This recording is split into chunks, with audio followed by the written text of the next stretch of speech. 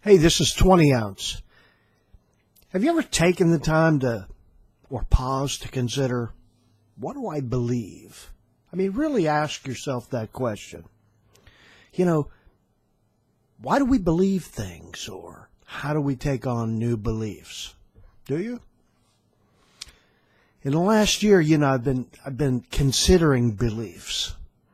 Actually asking myself that question, And I'm not sure people, for the most part, even consider why they form beliefs. We almost seem to just take them on. You ask if your beliefs are based on logic, reason, or maybe it's faith. Many times, our beliefs are based on value systems we never questioned. We've grown up with them, or they just seem so self-evident that there's no reason to question them. You realize how precious a belief is? Our beliefs define us. Webster's dictionary says the definition of a belief is a state or habit of mind in which trust and confidence is placed in some person or thing. His belief in God, a belief in democracy, a trust in government. Have you created your Twitter screen in belief that it would deliver content that you believe in? That's an echo chamber. Contrary to some popular beliefs, there's a competition for your mind to give you a belief system. That's what advertising or the mainstream media does. Social media does this reversely through censorship to keep you from seeing other people's beliefs in action. That boxes you in and isolates you. And that belief system would do them no good unless it was intended for you to act on it. Because that's what we do in the end, huh? We act in accordance with our belief system.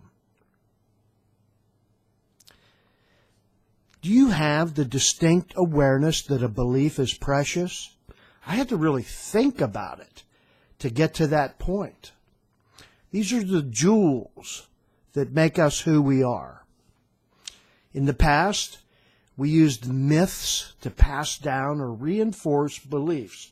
These were collections of stories which usually deal with the human condition, good and evil, human origins, life and death, the afterlife, the gods. Myths express the beliefs and values about these subjects held by a certain culture. Well, it appears to me that we've jettisoned our myths and fables. These once taught us about manhood and the journey to it. There's a great one that I love by, it says, boys must steal the key out from under the mother's pillow to gain independence. I think that's a quote by Robert Bly. I used that when I married my wife. My mother-in-law was a little bit overbearing, And I said, you've got to steal the key from underneath your mother's pillow. Well, fortunately, our relationship was strong enough that she listened.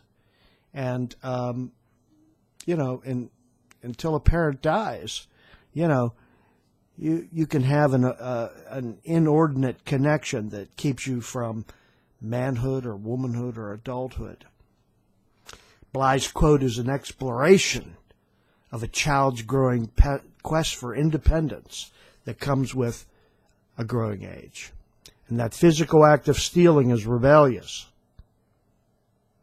So now we have a vacuum. And you know what vacuums do, what they are. They beg to be filled. So what are you believing in? Aliens? The benevolence of the state? Populism?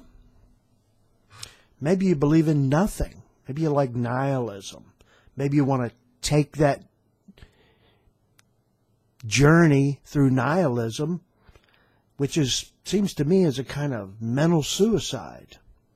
Maybe we should start thinking about beliefs differently rather than blindly acting on beliefs. Maybe we should treat each belief as a part of the edifice of who we are. It's pretty important, huh? Well, that's about it. Thanks for listening to 20 Ounce, and I hope to see you in the future.